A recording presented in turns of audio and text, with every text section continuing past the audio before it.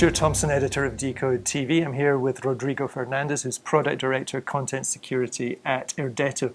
Rodrigo, for somebody walking the show floor here at NAB, what's the one thing that Irdeto would highlight to say this is where the industry is really going? At the moment, I would say it's watermarking.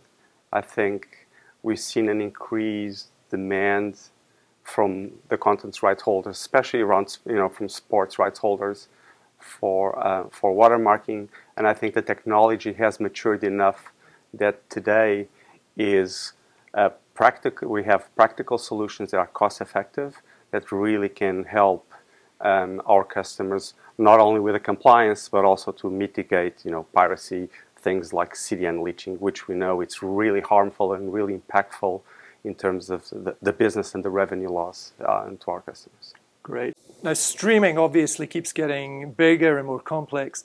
What do you think are the biggest shifts that you're seeing right now in terms of how platforms think about security, but also about the user experience? I think the biggest shift that we're seeing, and it's a technology shift, is the attention and focus on MOQ.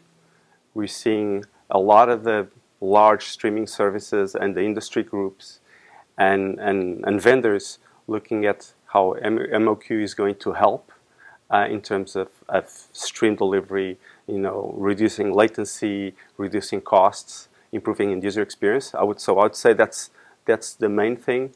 The security around MOQ, it's still a little bit unknown. Can we use the current technologies? Do we need to develop new technologies? The existing technologies are not perfect, and we see that in terms of adoption and the effort and the cost, all that affects the adoption of things like CMAF and Dash, and these changes are never seamless or frictionless, and I think that's an area where we really need to focus as an industry, is trying to help develop these technologies and help customers adopting them in a way that it's easy and it's frictionless. Media over quick is obviously a very hot topic right now. Irdeto Experience is something you're highlighting here. It sounds like a very broad platform. How would you explain its value in simple terms to someone trying to run a modern streaming service? So Irdeto Experience is our next-gen hybrid platform. So for both streaming, but also for pay TV, for IPTV. So it's a single platform that will support the distribution of content across the different services. So IPTV, streaming, and obviously supporting VOD, live TV, fast, download and go. And it's really been designed from the ground up using the latest available technologies and know-how to be as cost-effective and scalable as possible in terms of devices, formats, business models. So and we've worked with a lot of partners, encoders, CDNs, personalization and recommendation engines, players, to build this state-of-the-art platform, which we've launched last year. We have a really good reference customer in Asia, and so that's really a lot of our focus, a lot of our investment has been around building that platform together with partners. Great. Now, high-frequency key cycling, that sounds like a pretty groundbreaking thing. At a high level, what problem does that solve, and why should streaming providers care about that? So we hear from a lot of our customers that they are now being asked to rotate the encryption keys. When content is distributed, that content is encrypted.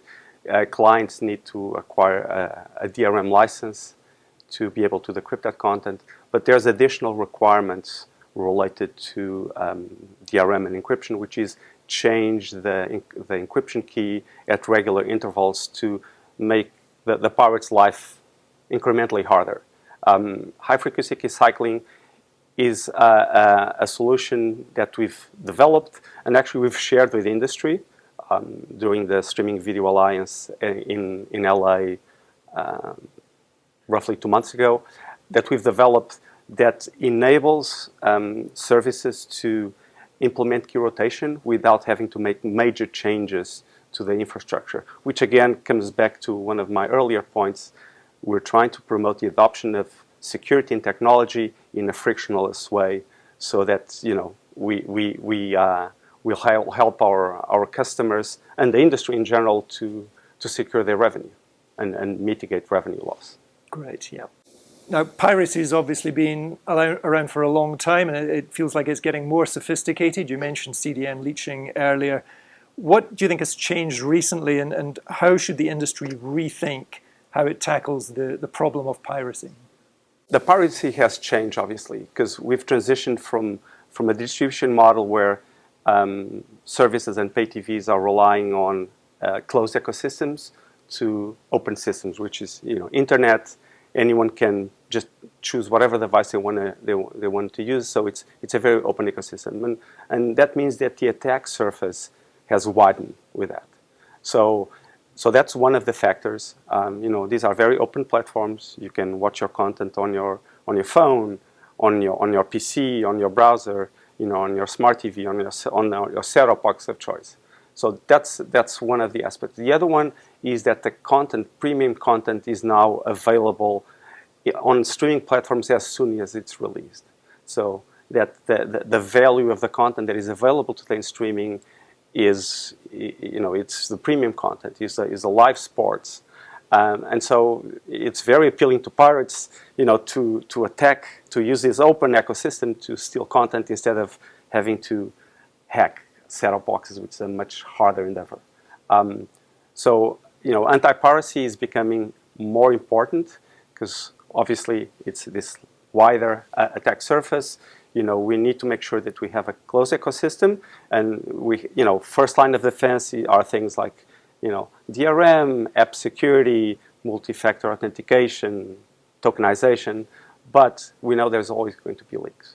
And we need to identify where those leaks come from, who are the people who are leaking, and obviously stop them. But we also need to understand things like the devices and start blocking those devices or preventing those devices from playing 4K, for example.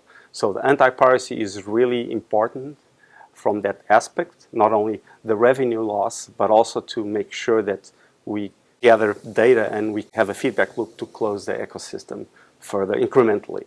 So, we've really seen a lot of demand of anti-piracy services, again, together with watermarking, forensic watermarking, in order to identify where those leakages are and be able to, plug those attacks. And backend or server-side watermarking is a very effective way of attacking some of those, especially, attacks like CDN leeching.